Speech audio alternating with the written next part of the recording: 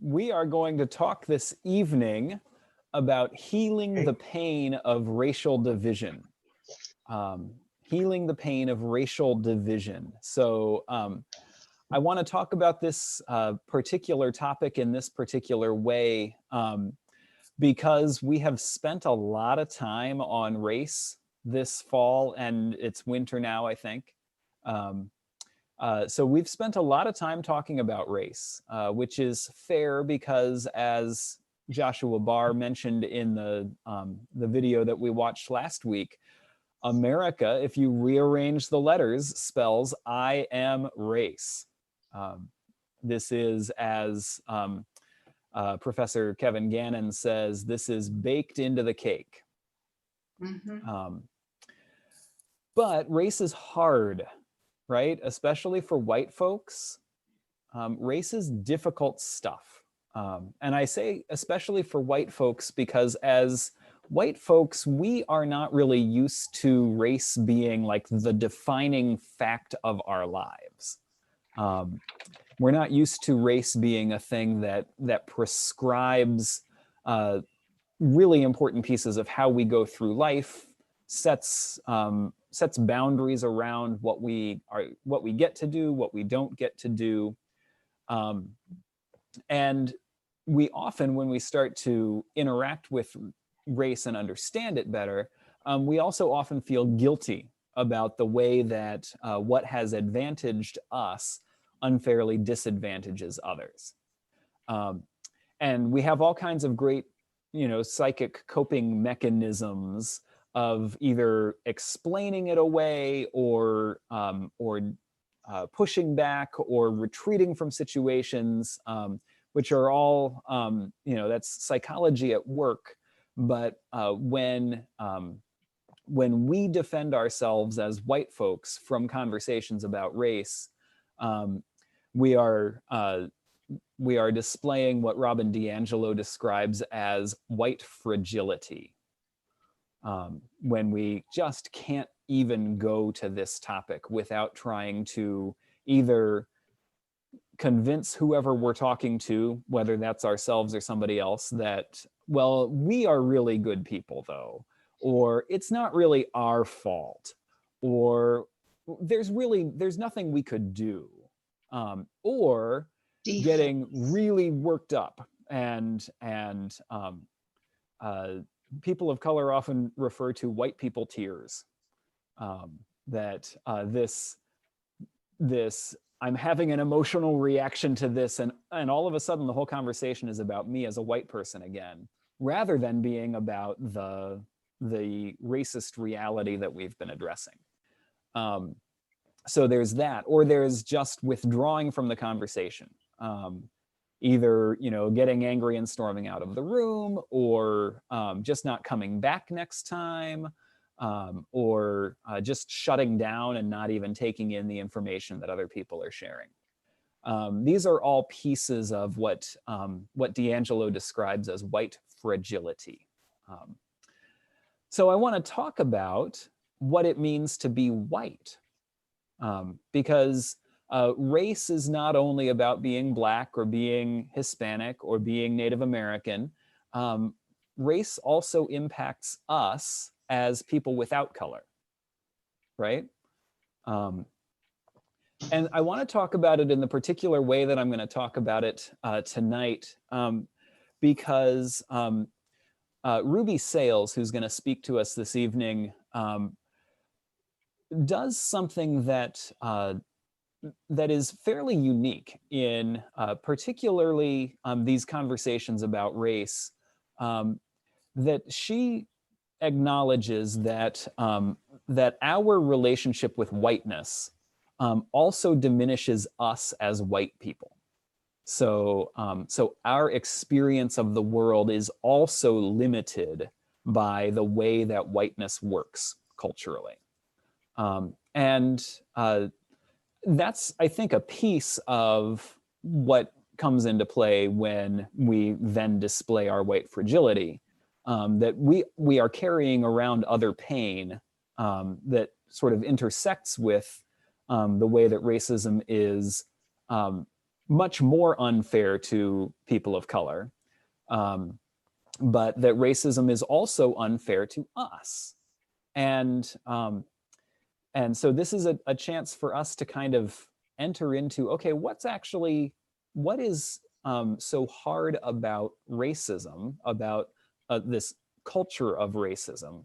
What about this actually diminishes us as white people? And that's Sales asserts that it does in fact diminish us as white people. So I did my research on Ruby Sales. She is even younger than we thought. She is now 72 years old. So just a wee tot. She was born in Alabama, and after high school, she went to college at the Tuskegee Institute. When she was 17 years old, she left Tuskegee to work on voter registration. When she was how old? 17. So she was a freshman in college. Mm-hmm. And she said, okay, I'm going to get on this civil rights movement and I'm going to register folks to vote, which was dangerous in Alabama at the time, specifically registering Black folks to vote. You could register all the white folks you wanted, particularly if they were rich. And Ruby is a Black woman. Okay. And so that summer, the summer when she was 17, she participated in a demonstration that would be tragic and life-changing, and she will tell us about that in her talk. Since then, she has continued in advocacy and organizing. She founded an organization called the Spirit House Project that uses the arts, research, education, action, and spirituality to bring diverse peoples together to work for racial, economic, and social justice, as well as for spiritual maturity. So she is still working for racial, economic, and social justice and spiritual maturity. And she's gonna speak to us in terms that should sound spiritual to y'all.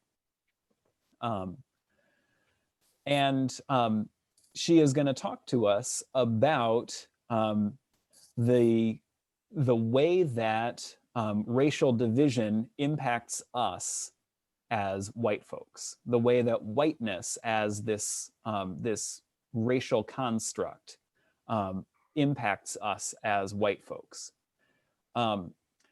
And so she's coming from a really deeply spiritual and compassionate place, as she, a Black woman who has lived through deadly violence in the civil rights movement, that she brings that spiritual compassion to us as white folks who live under whiteness as well.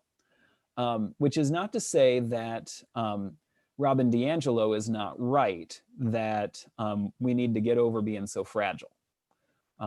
And there are people of color who will say everything Robin DiAngelo says, only more strongly, because they are tired of doing this work on their own and they would like us to help. And they would like us to help without needing to be thanked, which is fair. But what Ruby Sales is going to bring home is that racism is not just a people of color problem. It's not even primarily a people of color problem. It's primarily a white problem. It's a white problem because we are the ones who benefit from it. And so we are the ones who do the most work toward keeping the structures of racism in place. But also, Sales will be clear to us, it's also a white problem because we are also hurt by it. So I'm going to give you Ruby Sales here.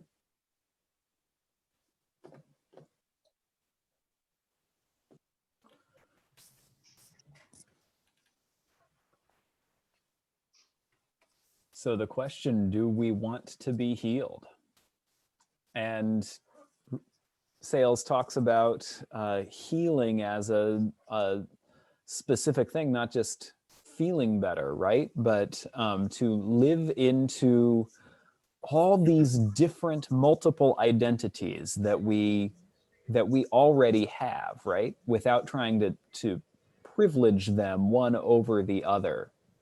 And that's that's kind of the central thrust of that culture of whiteness that she describes. This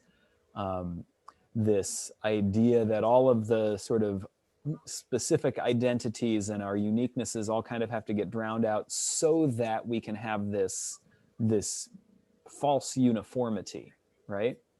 And you can see how that kind of ends up kind of, creating this hierarchy of identities.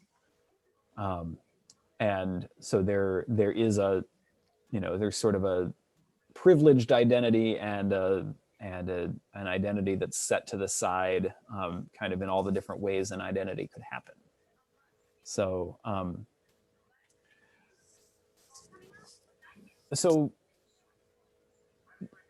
when she talks about the culture of whiteness, and she stopped there, right, and said, "No, notice I didn't say white people."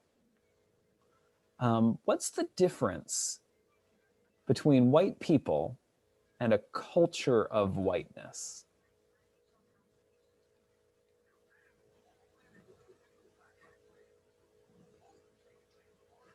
I think the culture of whiteness is more internal, is more about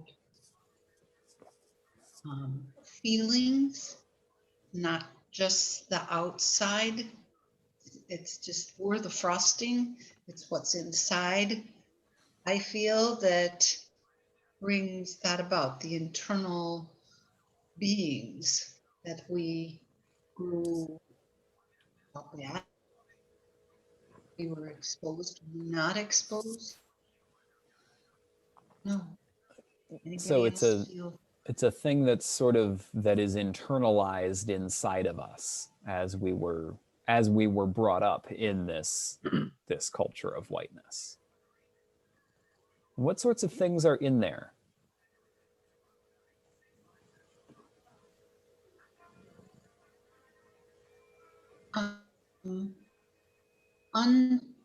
Fear of unfamiliarity. Fear of unfamiliarity. Yeah, and what does fear of unfamiliarity look like? How does that play out? Didn't fit the house of ticky tacky, row little. I think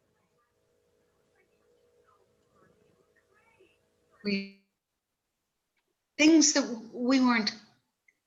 Unfairity is uncomfortable. And am I making sense? Am I too deep? Like, So you're a little choppy on my end, so I'm filling in a couple of the gaps there, but that the ways that entering into an unfamiliar space is uncomfortable for you. like getting on a public bus the first time. Getting on a public bus for the first time. Yeah. Okay. Yeah. You want to be, but you don't know. So that's where I'm at, that discomfort level of unfamiliarity. Okay. Yeah. What are some other ways that this culture of whiteness, as Sales describes it, that this culture has manifested in the internal attitudes that you find yourself carrying around? Internal attitudes, cultural practices, ways of speaking, ways of arranging life. It doesn't all have to be quite internal, right? I was thinking of being privileged and we take it for granted, not thinking about, people of color don't have that privilege, and we don't think about what they're going through, or we haven't in the past.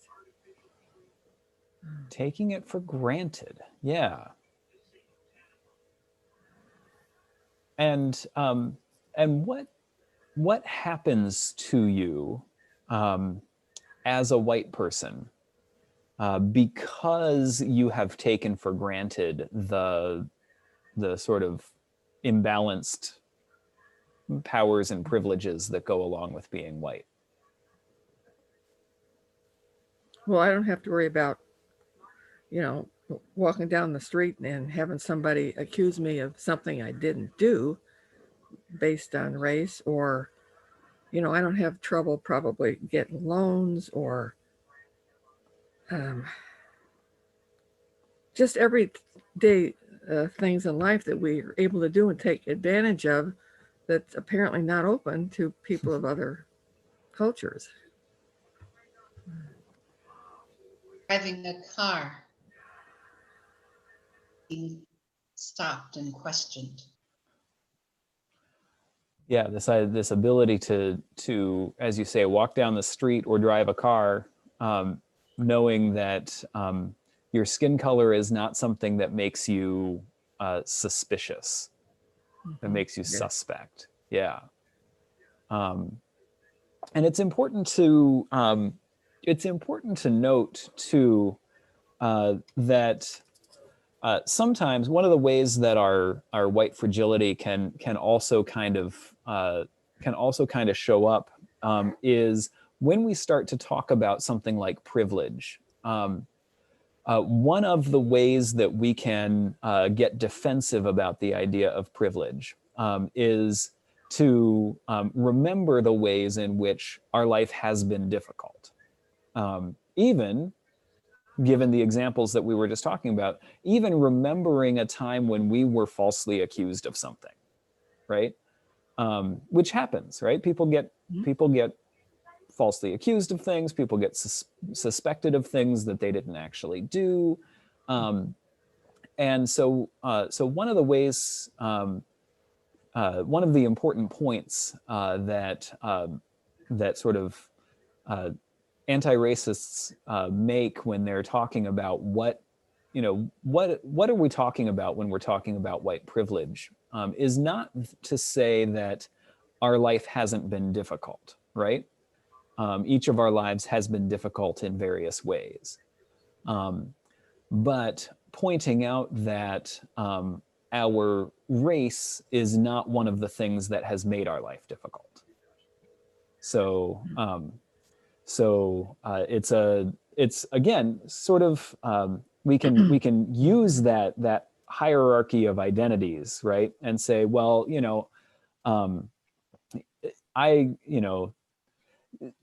but I'm not privileged because I'm a woman, right? Or I'm not privileged because I grew up poor, or I'm not privileged because I didn't go to college.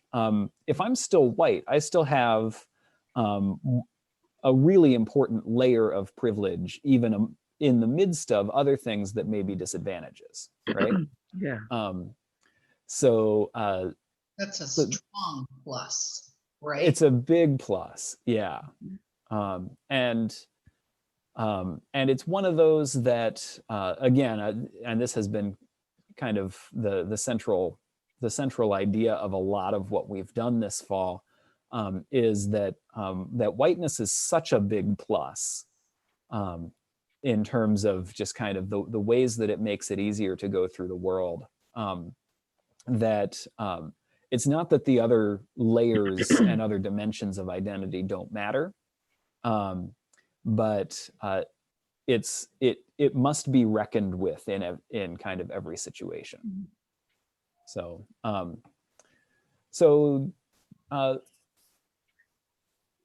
I want to actually put up for us to I'm going to show us one more set of words here, and this set of words I have just found really useful and insightful.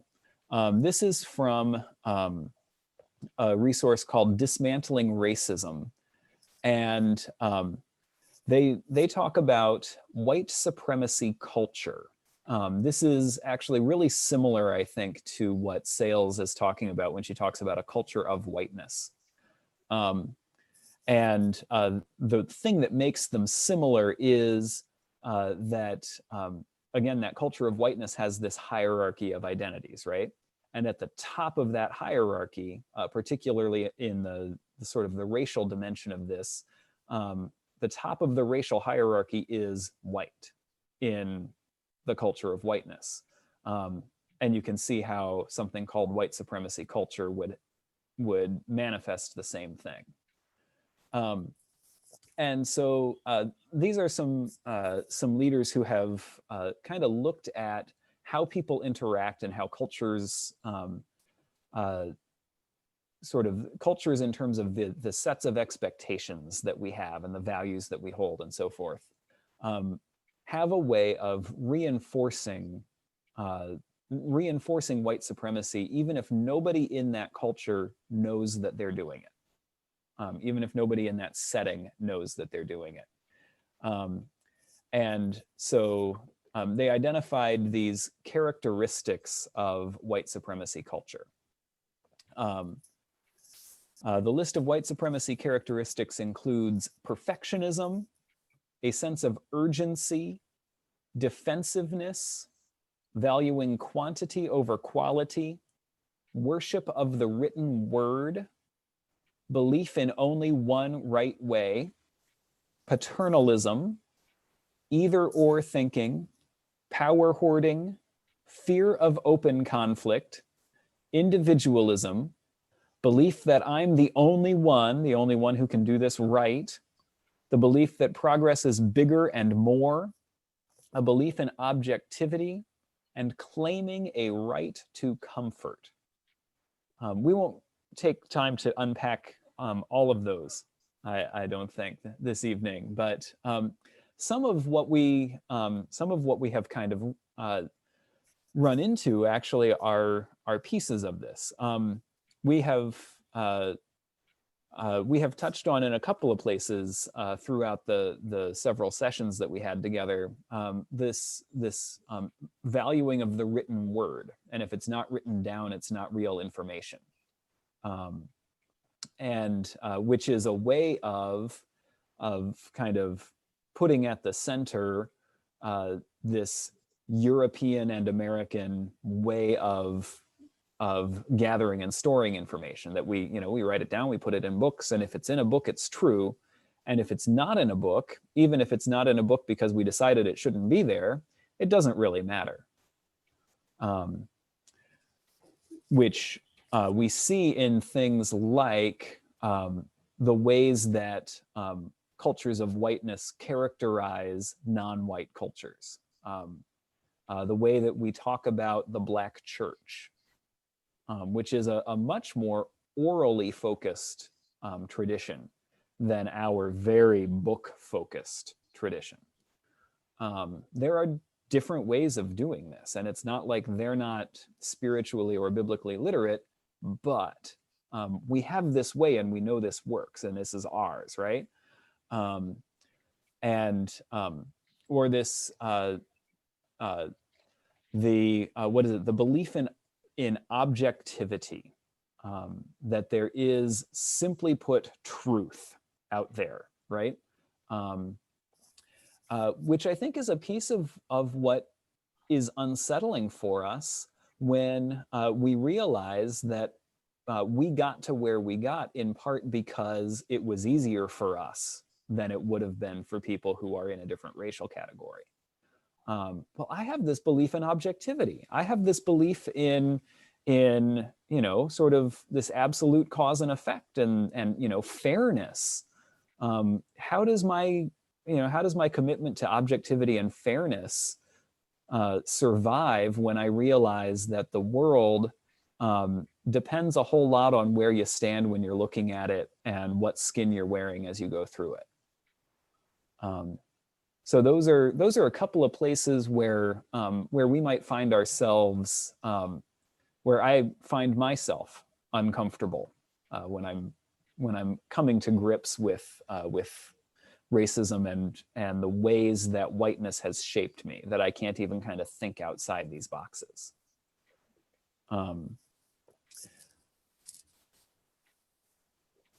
I will also say for myself, and then I want to sort of invite other responses, that word I just highlighted, individualism, that kills people. The word individualism as a cultural value actually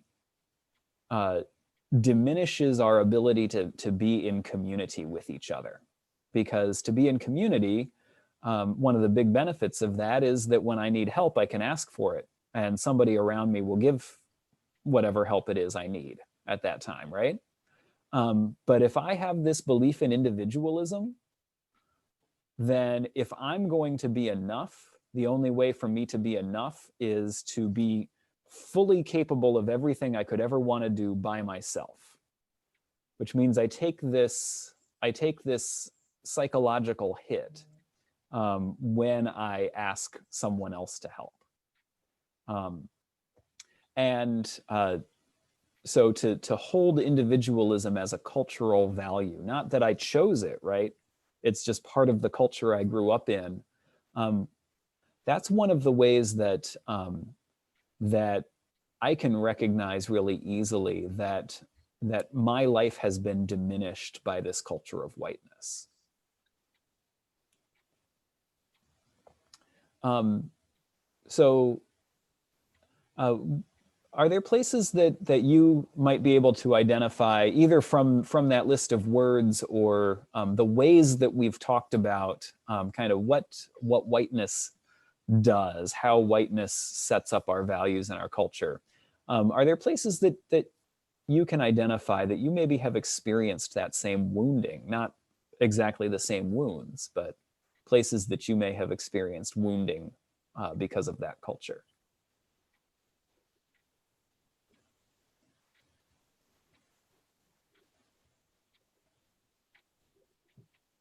I was still trying to look through the paragraph.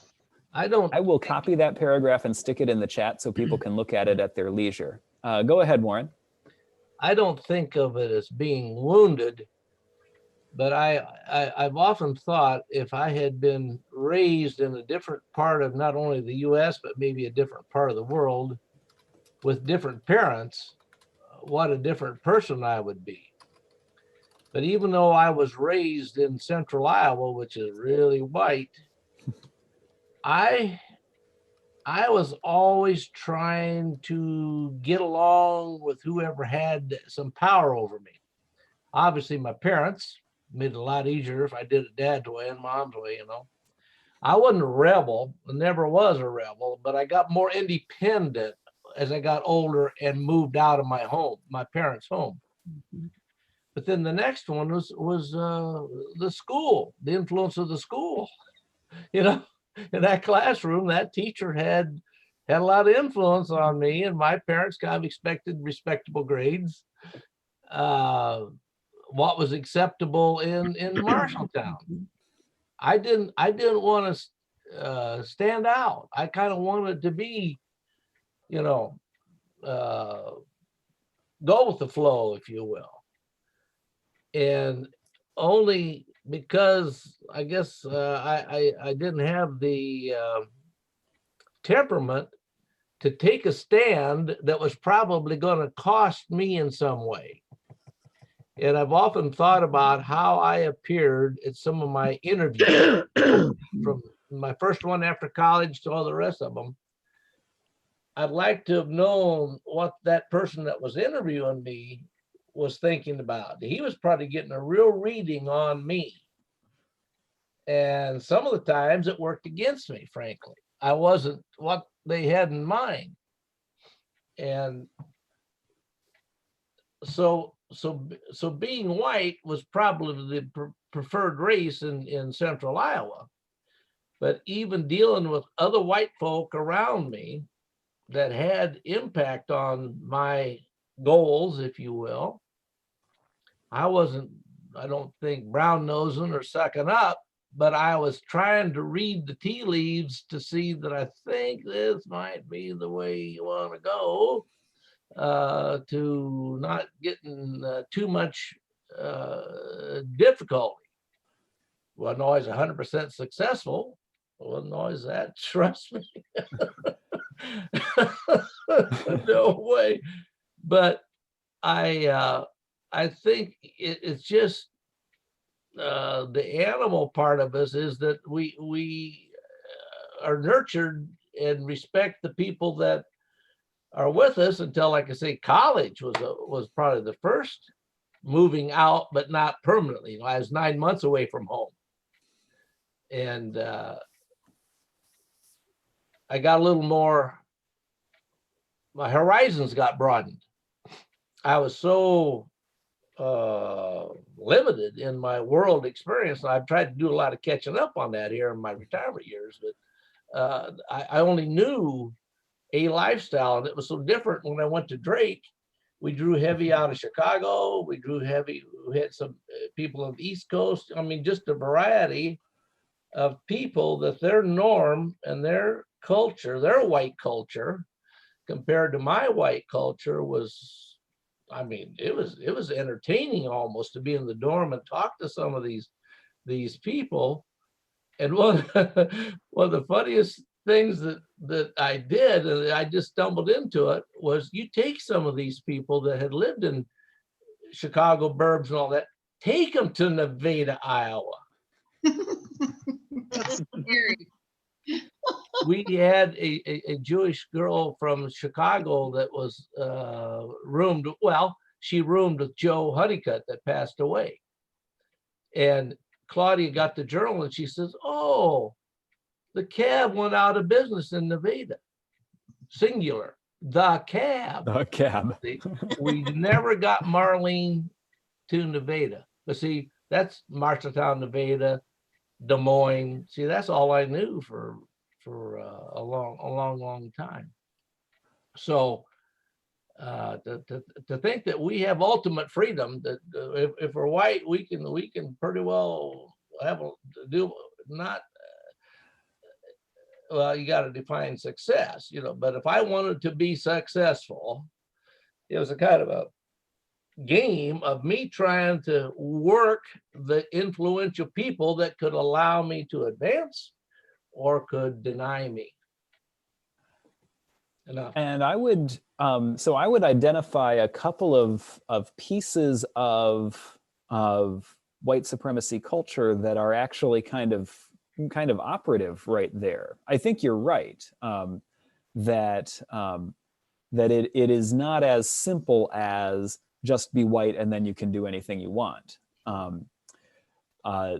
And again, the point is not that that whiteness is a ticket to everything, but that among the things that make life difficult, for us as white folks, our skin is not one of those things.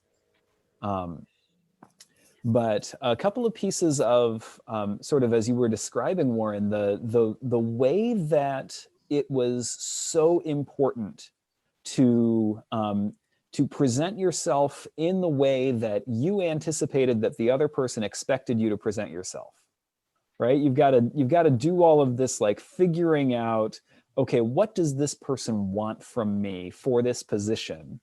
How do I fit their ideal? The fact that there exists an ideal for that position, that's perfectionism as an aspect of this culture of white supremacy. That's one of the characteristics that was described here, that there is a perfect. And so you're measured by how far away you are from that perfect. There's an aspect of fear of open conflict, that I'm not going to make waves, I'm going to get along here, right? Yeah. I tried it both ways and I quickly learned that I'm a lover, not a fighter. Yeah. Right. And there are cultural ways that that we agree or disagree with each other within this culture of whiteness that are different from the way that folks in non-white cultures agree and disagree with each other, that are even, this was an interesting piece that you pointed out, the idea that there's more than one white culture, right? So you've got Nevada, Iowa, right? But you've also got Chicago, and you've got the East Coast, and you've got different subcultures within there, right? And the way that we lose our culture, our specific, interesting, creative subculture, the more just kind of white we get, the more we lose.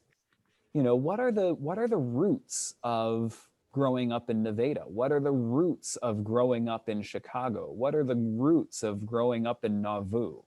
You know, what where did my people come from? I only kind of know where my people came from, right? Like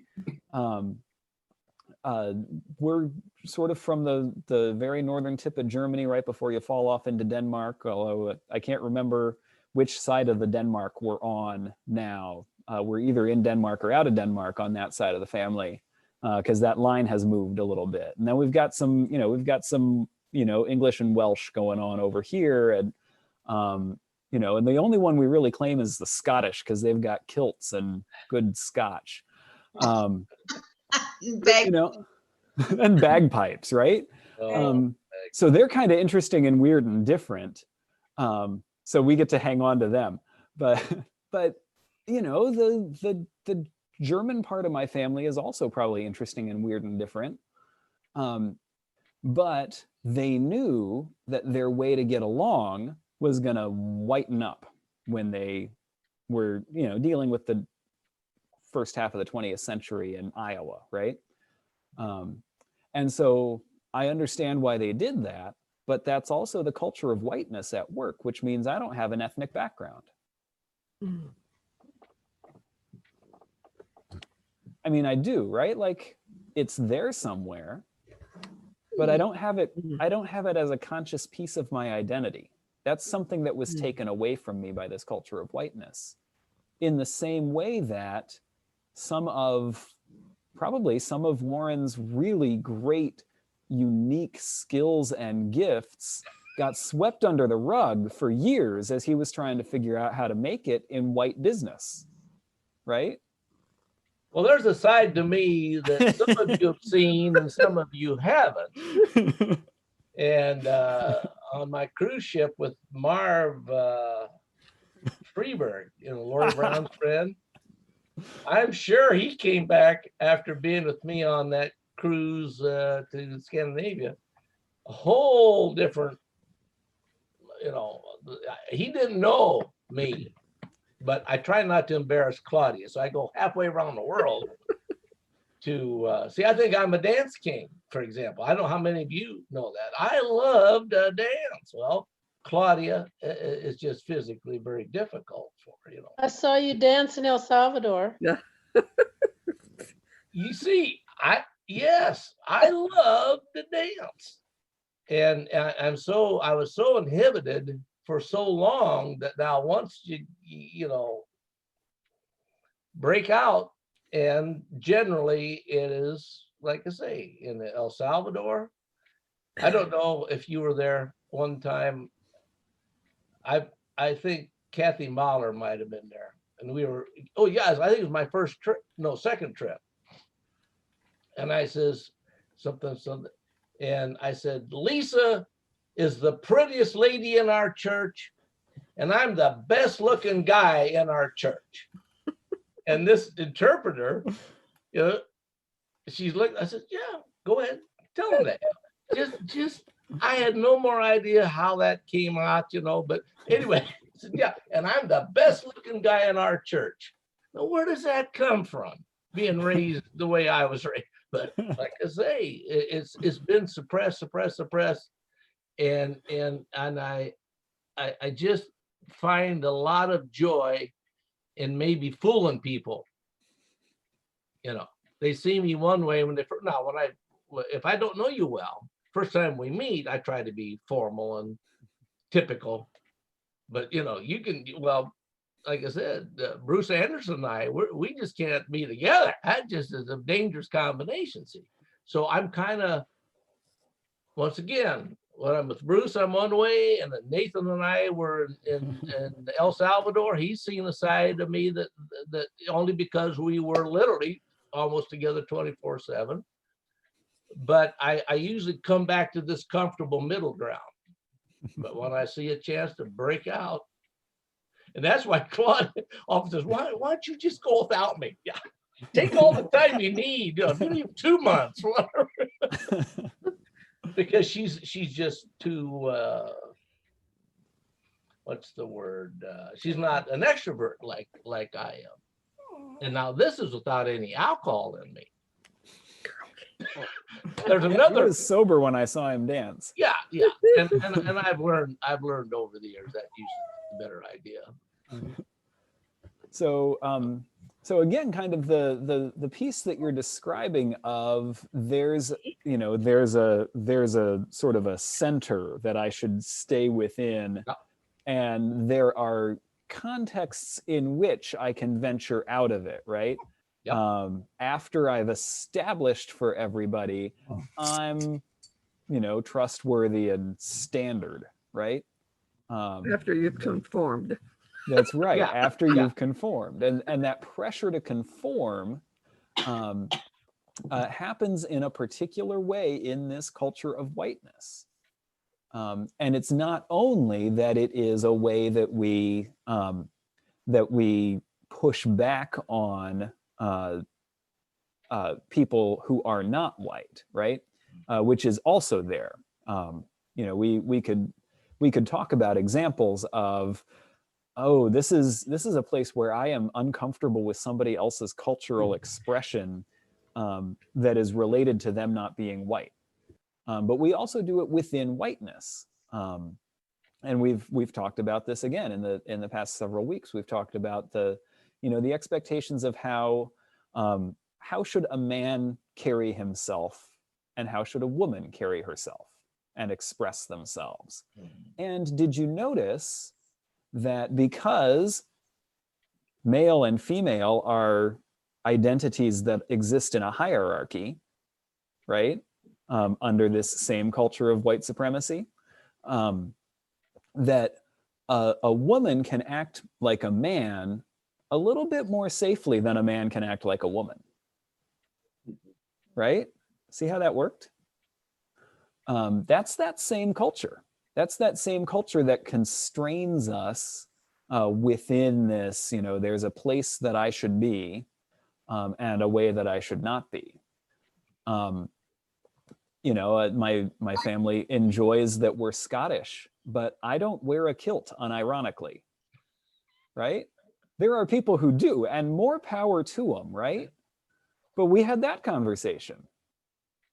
We said, oh, there's that guy who always wears a kilt to a presbytery meeting. Yeah. Right? Yeah. I baptized a baby in a kilt. I wasn't wearing the kilt, the baby was. Oh. But his dad is Scottish. His dad was wearing a kilt at the same time. It was great. 2 different kilts. But, but in, again, kind of this homogenized culture of American whiteness, even being Scottish is a little bit suspect. Like, it's kind of cool, but it's also transgressive. Right? Because identities exist in a hierarchy. Are you saying that other non-white, that other cultures, but non-white cultures don't have this kind of hierarchy thing? Like LGBTQ plus. They don't really? I mean, that some people are looked down on because of different things they're doing within their culture. So wouldn't that be weird to that whole culture too? Yes, probably. So so different ways of kind of arranging values probably exist in any kind of culture that we would identify. At this point in particularly in sort of the global north, Europe, North America, but really anywhere that we have also gone and colonized, this culture of whiteness makes it so hard for us to even see that there would be a different way of valuing and making sense of how people interact. There's probably more likely to be sort of a hierarchy, at least as sort of a hierarchy of values, right? These people are more like us, those people are not quite as much like us. That's likely to be an aspect of most cultures you'll find yourself in. There are probably cultures that navigate that very differently, either by treating identity not as something that sticks to you forever, or by even just by shaping that hierarchy differently. But if we take a look at one of the one of the other values that are kind of present there in that white supremacy culture, say a value like individualism, something that is that I have found really interesting in my getting to know, especially East Asian cultures, and I've actually done sort of some book learning about Japanese culture and slightly more experiential learning about Korean culture. And because of both of those, I also have to know things about Chinese culture. Individualism is not a value. It's simply not valued. Not that individuals don't matter, right? Not that people don't matter, but the idea that I would stand out and be different, that I would excel. There's a hierarchy. There's a very clear hierarchy in terms of status, but it's much more of a you fit the level that you're at and do that really well, and that makes the whole thing work better. And so this idea of individualism, that that there's something intrinsic and unique about me that makes me special. Nah, not really. There's something important about the role that I play, and I can do that really well. But that may or may not be because of who I am. So it's just a different cultural value that, again, this culture of white supremacy values the individual, and I have to do everything and be everything, and the higher I can climb, the better off I am, and that is a situated cultural value that is not necessarily universal. Yeah. Just a follow-up comment. I have these different personalities, but I think I've also got a default. When I'm not having a great time yucking it up over here, I always seem to come back to the one that I'm comfortable with. I have a default personality, if you will, that 95% of the time I'm probably, that's how I'm conducting myself. But when the opportunity is different, then I can leave that temporarily. And but then it's kind of like you say, when it's all said and done, I still kind of end up back pretty. Oh, Claudia can tell you, I'm real predictable. Oh, she can predict. I'm not a off the wall, can't predict anything 95% of the time, like I say. But she just She just in fear of that 5% that she never knows when it's going to jump out. You ought to see her in choir. She's up there. Yeah. Oh, she's coming up to the microphone. Oh, I can hear her in choir. yeah, that's one of her cardiac arrest anytime that I used to come up there. But like I say, we have to somewhere along the line, I guess that maybe just called our main personality. We have a default that's how we're comfortable, and we're hope that we're not irritating too many people around us. Well, probably part of that too is how comfortable you feel around those people that your different personality is coming out. Oh yeah. Yeah, you don't see the real Warren the first time I meet you. No, I'm too cautious, I'm just kind of sizing them up, and then but I'm like I reflect, like if they start to loosen up and get a little more, lighten up, I kind of mirror who I'm with. But if I go to a place and everybody's really sober, I'm not going to be the guy that's trying to, break it up. I just say, hey, this group has a personality, and I can see they're just not up for some of my shenanigans probably. So I'm just going to just behave. So Warren just said something that is contrary to this culture of white supremacy. Good work. And he said, this group has a personality. He demonstrated collectivist thinking, which is the opposite of that individualism, right? One of the other ways that individualism works is it works specifically to reinforce white supremacy is by making it seem like the only place racism can exist is in somebody's head. That if something racist happens, it's because a specific identifiable person did it.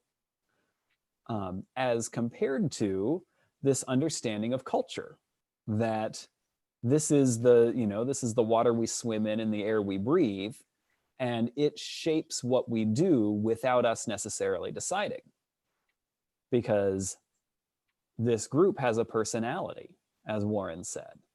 So that's an ability to step beyond there is, we are sort of individual, sort of atomized people who, we might interact with each other, but we never really overlap, which is not how community works, right? Community works by people overlapping in all kinds of interesting and weird ways.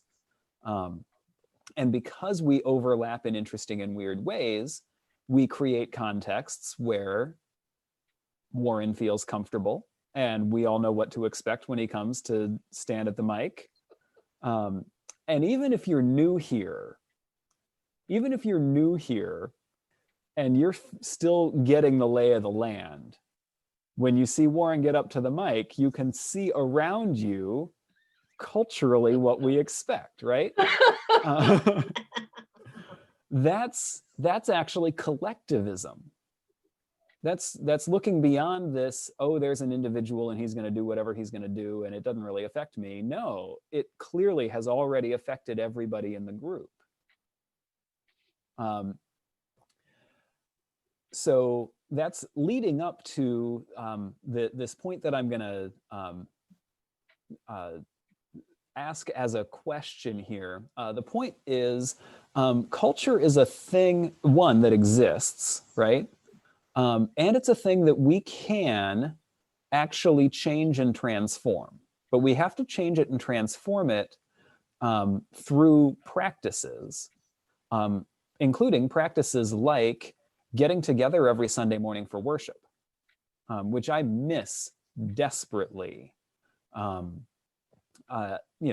still get to lead worship, but I don't feel with you in the way that I wish I could. I don't think there's a good technological way around that, but here we are. But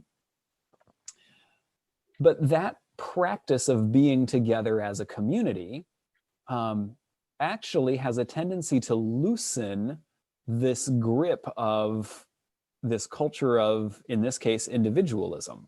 So that's a practice that actually allows us to live into a different culture, that allows us to live into a culture that is a little more balanced between an individualist pole and a collectivist pole.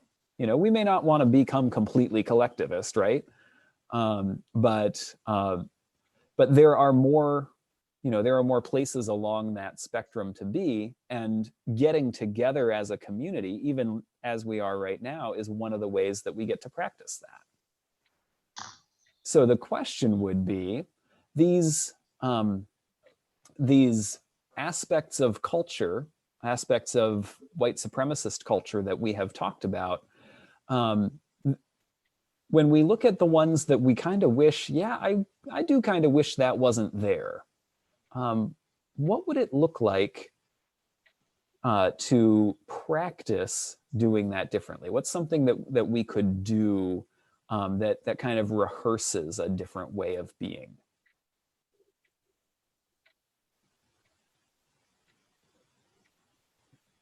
Run that by me again. So culture is a thing that we that sort of exists within a community, right? Within a group, and it's something that we have sort of brought into being by practices and habits that either have acted out some of these values, or have kind of enforced oh no, you really did that wrong, reinforced those norms. But we got there not just by sitting down and deciding this is what we'll do, but by practicing our way into it, rehearsing our way into it. Rather than being molded into it? But being molded is another way to think of it, yeah. So we've been molded by what we do together, right? We've been molded by how we act together. Okay. So yeah, being molded into it is another good way. So, but we're not very pliable clay, right? So you have to mold us more than once to get us to really change shape. How do we change that? Is that how do we? Yeah. What could we do that would start to change the shape of rice? Rice? If you go, oh, I'm doing that again. Yeah. So yeah, so stopping and catching ourselves and saying, oh, yeah, I didn't want to do that. That practice is called repentance. Oh, that's interesting. Repentance. Repentance. I love it. Saying, oh, I got that wrong. Here's how I'd like to do it differently. Yeah. But the awareness is the trick. The awareness is the trick. Yeah. Yeah. And so we have to rehearse those awarenesses too, don't we? Post-it notes. Post-it notes. There you go. Post-it notes will save the world. Cupboard door. Yeah. Think. What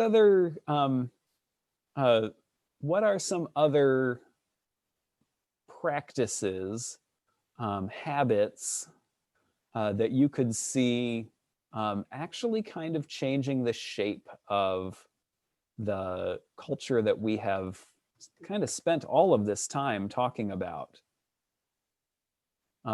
Warren brings us back often actually to a habit of going and getting to know people, right? Going and into those uncomfortable situations, situations that would make me as an introvert uncomfortable anyway, and saying, you're different from me. That's cool.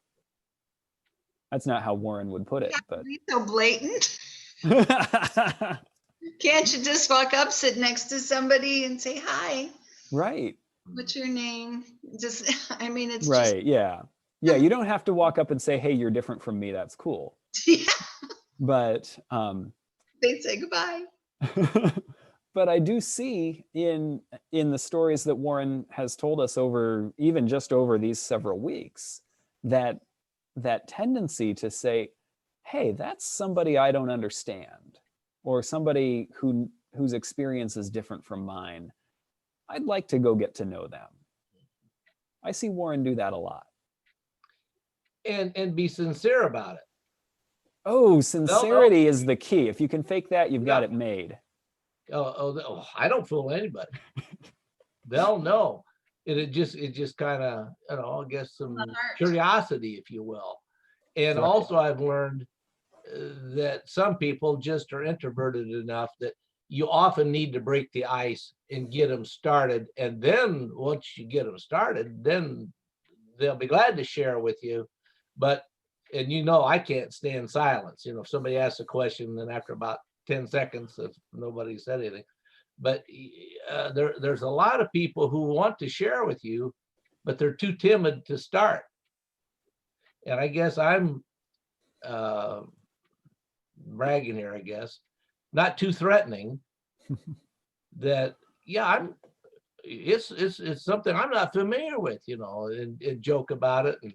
And see, I was raised in the Midwest, and here you got something different. I'd like to know about it, and just give them some one-on-one. And boy, once you get them going, oftentimes they're just happy as a clam to be able to find someone who is truly interested in what's going on maybe in their life. Now, I don't get into counseling. I don't get into counseling, but just just go back to breaking the ice. I've learned that somebody's got to do it. Might as well be me, and then they will take it. There's our answer. We give Warren a call, drag him Warren along. around. I didn't catch that. Oh, I said that's our answer. We need Warren by our side. We just grab Warren and say, hey, I can't deal with this. You come show me how. And Well, yeah. And I'll give you confidence that all of a sudden you are apprehensive or anxious. And then you and I, there's three of us talking to this or two of us instead of three.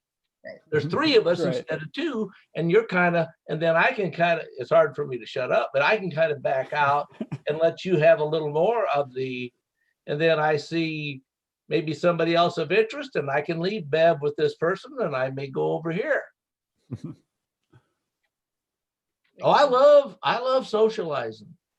It's fun to be around people that are not mirror image of you. And that's why the international travel is so, I'm so enamored with it, because I just have a chance to be around people I hope they find me as interesting as I find them. That's who knows? Count on it. You can count on it. That's right. So we've got this practice of intentionally seeking out difference, intentionally seeking out people who are not like us, just to get to know them, right? Like Warren's not gone to fix anything, right? No. But he's also not gone to get anything from them. Yeah. He's just there to get to know folks. So that is one of those practices. This practice of continuing to nurture a community is one of those practices. Now, watch this expert segue to next month's topic. I get a drum roll and everything. So one of the ways that this culture of white supremacy works is paternalism. The idea that because I have stuff, that I am responsible for all of these people who don't know enough to have their own stuff. And I have to make good decisions for all these people who don't know enough to have all of their own stuff, which is actually really tiring, right? It's like taking care of children, right? And the more decisions you have to make for somebody else, the more that taxes you, right? We, as the white church, and the Presbyterian Church USA is a very white church. We have tended to do mission in a way that says, we have all the stuff and all the right ideas, and we will tell you what to do and perhaps pay you to do it. And then we wonder why our church is so white, because, you know, who would want to come join that? So, so we're going to talk next month about, in the context of mission, what does it look like to sort of take apart, now we'll talk about a theology of white supremacy, or actually the first presentation is going to call it slaveholder religion. So this idea that somehow we are better than they are, and that this is like an important part of our theology now, right? How we interact with God matters. Or the idea that we are better than everybody else matters to how we interact with God. And so we're going to end up with some practices that actually go build us out of that paternalistic model. And you know, Covenant knows a lot of these things already, at least up here. The idea that mission is not just us, you know, doing for somebody else who can't do for themselves, but mission is partnership, right? So we're gonna talk specifically in context of mission, but we're gonna keep talking about these, you know, what would it look like for us to act our way into a culture that doesn't just keep recreating these same hierarchies of, you know, who's more important and who's not, and who's got all the stuff and who doesn't, but actually allows us to be changed. So that, starting in 3 weeks, on January 5th, I believe. 4th. 4th. See, Warren's got his calendar on the wall. Yeah, Monday's the 4th. Monday the 4th. I thought he was spacing out. He was receiving a vision. Yes. So Monday, January 4th, Jesus Christ and the Dividing Wall, Race and God's Mission. And hand in hand with that will be that book, if you are interested in buying yourself a Christmas present, Decolonizing Wealth. And these are both really gonna, they're gonna go really well hand in hand with each other. So you're not required to read the book, it's not homework, but you can read the book, it's homework. And just bring all of that insight into our conversations. From the World Mission Initiative. They had a conference in October that's presented by Pittsburgh Theological Seminary, one of our fine Presbyterian seminaries. I was going to say, I've heard that before. Yeah. At Pittsburgh. Yeah. Okay, that's where. That's one of the resources somewhere along the line of the last few weeks. Yeah. And I've mentioned what we're doing in January, so that may be what you're sort of vaguely remembering too. That could be. Yeah. That could be. So. Okay. So, now, yeah. Our give tonight's lesson back to us. 1 or 2 sentences. What is our mission now? Get rid of white supremacy in our head. Give us a thought. How ironic is that? Okay, please. So notice the ways that that this culture of white supremacy is something that has just happened to us as white people. Notice the ways that it's not comfortable or life-giving for us too. Just reading those words again, it's like, yeah. I mean, that's scary. Yeah. Perfectionism, sense of urgency, defensiveness. Whoa. Yeah. That's us? And then Who wrote that? who wrote that? Who are these people? Tema Okun. Oh, obviously not white supremacist. That is not a white people name, is it? Yeah. No, congratulations for pronouncing it. Yeah. Well, convincingly, if not correctly, right? Yeah. Right. Right. It's all about the confidence. That's right. So notice those things, and like notice when that really happens, right? Like it's one thing to find a list of words distasteful, but notice when those things happen, right? Yeah. And imagine what you could do that How- would make that not the reality.